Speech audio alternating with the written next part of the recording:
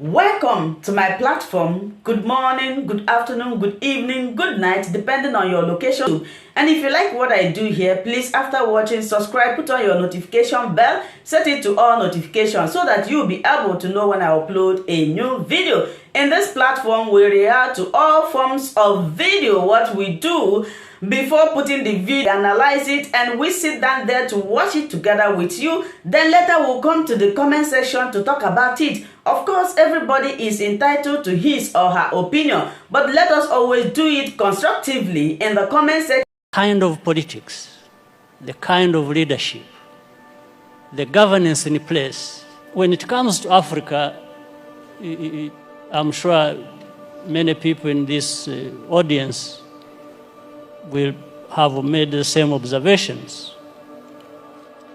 I think we must take responsibility and accept our failures in dealing with these matters.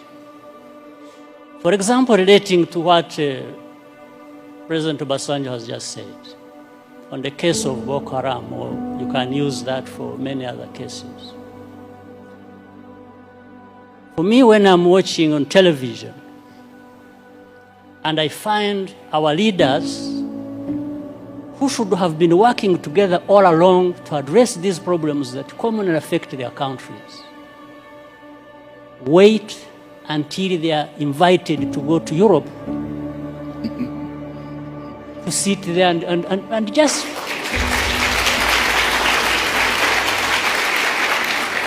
it's like they are made to sit down and address their problems. Why does anybody wait for that? What image does it even give about us, about Africa? In fact, the image it gives is that we are not there to even address these problems. We are there for a photo opportunity. We are happy to sit there in Paris with the President of France and address and just talk about addressing problems. It doesn't make sense that our leaders cannot get themselves together to address problems affecting our people. It doesn't make sense. Of course, I'm saying this painfully. On the other hand, that I look forward for the time when I can be like the former presidents. I think they are more free to say things than I do. Being where they are and me being where I am. So I tend to remain with some reservations about what I have to say because, but I think there is that serious problem. African leaders, we don't need to be invited anywhere to go and address our problems without first inviting ourselves to come together to tell each other the actual truth that we must tell each other about our serious problems. So it comes therefore to the point that the leaders therefore should be there to deal with these problems. And here I'm not even proposing that there is one leader who can resolve conflicts alone, or that there is even a silver bullet for these conflicts. Therefore, it's the management of all these processes and what we have identified to be the root causes. I mean, again, look at the problem of South Sudan, indeed. The first problem was about this country and the people there wanting to be independent. They got independence. Now that turned into a problem. How? So you have one war being fought, waged to be independent, then you have to fight another when you have achieved independence. Just fighting among themselves. Why? So some of these underlying root causes should and could have been addressed by the leaders there. Whatever happened, whoever was wrong, that's not the issue. It is still the responsibility of leaders. If they can't resolve the matters themselves, why not? Why not call upon neighbors to say, come and help? We have a problem here. Maybe there is a problem between the president and the vice president.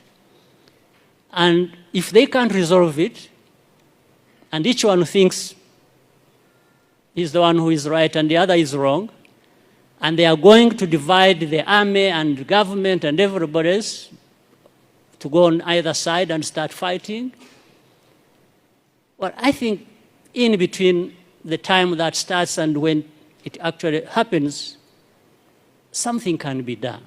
But it has to be leaders to work towards that and avoid the catastrophe that, like we are seeing or have seen or that has already happened in South Sudan. But of course, the unfortunate part is that the most majority who suffer are the innocent people who have nothing to do with it. Women, children, and even many men are innocent in that situation. So this is, I'm not giving answers, probably I'm raising more questions than, or adding to others that have been raised. So for the time being, let me stop here. Thank you. Thank you. It's going to be this. We were told that immediately you step your foot in United States, you will be arrested and thrown to jail.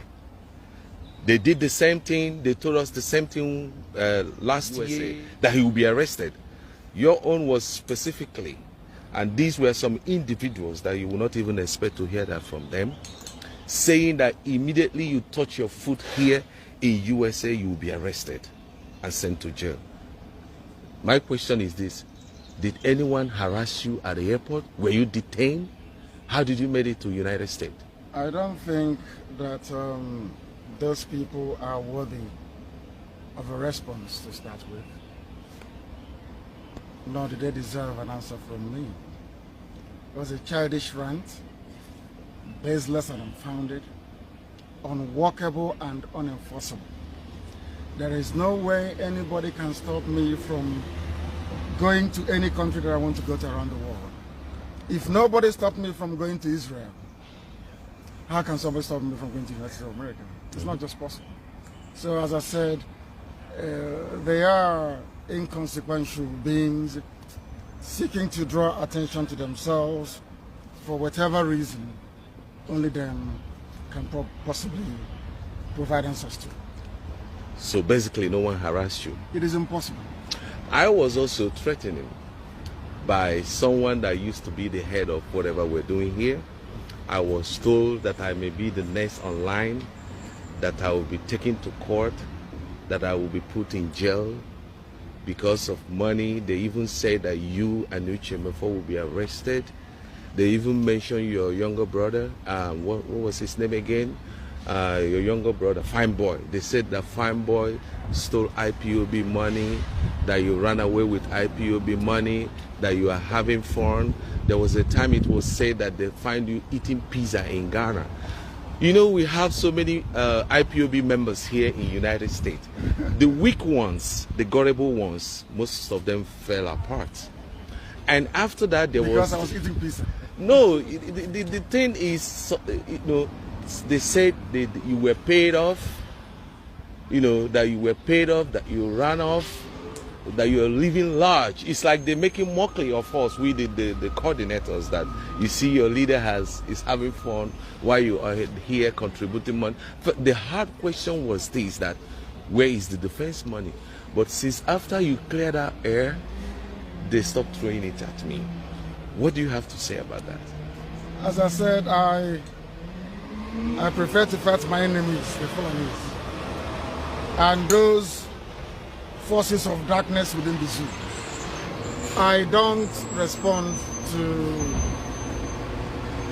I don't respond very well to gossip and tittle-tattle. I'm not very good at it. And for that very reason, what I have to say is this. Anybody that left IPOB for whatever reason is because they are not supposed to be in IPOB. Yes. All the hardcores are still here. Yes. We saw them a few days ago, and I'm going to New York and I will see them as well. I will see them in Maryland and I will also see them in Houston, in Texas. People that respond to gossip or allow themselves to be ruled by gossip has no place in IPOB. That's the fact. So the next question is this. You mean that some of these individuals, we used to be all family members, but when the gossip was climbing up high, they all have so many excuses to fail off. I just heard, you say you're coming to New York. Should we invite those ones? Are you open to take questions? Or like those, they are part of our family. They used to be part of our family members. But everyone keeps talking, oh, Nandi is this and Nandi is that. None of them have met you. Do you mean those ones can come and ask you a question? Or is it an open forum? Or is just for the IPOB? I'm a New York coordinator. Is it mean you're coming? Is it just only for New York zone members?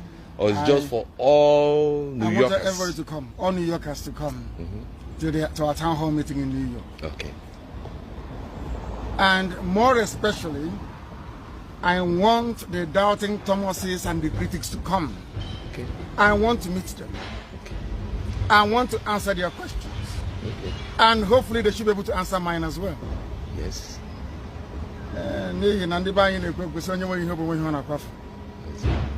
They say all those things to deflect attention away from the suffering that I went through at the hands of the zoo.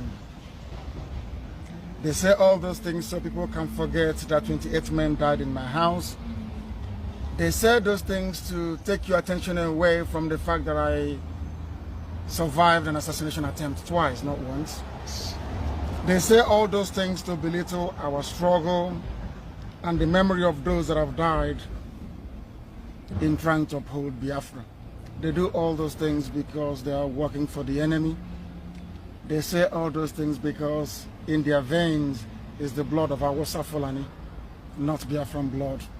They say all those things because Chukwu Abiyama in heaven don't want them to partake in the glory of Biafra restoration. The next question is this, before I let you go. I would like you to address to Ndi Igbo or Igbo. We have thousands of them in New York. Yes.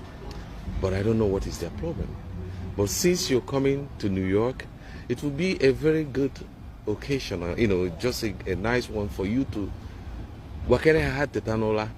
I'm not talking about other tribes that make up the Biafrans, but at least our people, they're in New York. They're doing well. All our people, I wish you could so also if you can just invite them, talk to them. If they have anything confusing about the IPOB or the Biafran issue, they can come and talk to you. If you can do that, please. I'm inviting everybody to come. Okay. Not just the Igbo associations, but the EFIC, the BBOs, even the Domas as well, the SH0CKER, the Robos, even some Edo people that want to come, can also allow them to come to New York. I want to address people and address their concerns, answer their questions. Okay. I want people to accuse me in my presence, not to be cowards. I'll be going to Houston. I wish those of them around Houston can come out, be brave enough to come out to ask me questions as well. The reason why I say this is this. What we are doing with IPOB and Biafra has never been done in Africa before. Nelson Mandela fought white people. Azikiwe fought white people for independence. Nkrumah the same. What we are fighting is the stupidity of the black man in Africa. And that is a greater demon to slay than just fighting a mere mortal. So the battle we are engaged in is enormous. And I pray so too will be the greater the glory. Thank you. Of course, good Kagame. Thank you so much for watching this video together with me. Like I said before, if it is your first time of coming across my YouTube channel and you like what I do, please subscribe, put on your notification bell, share this video, leave your comment in the comment section. You are free to criticize, but let us do it always constructively. Remain blessed. I appreciate your massive support and I love and cherish each and every one of you.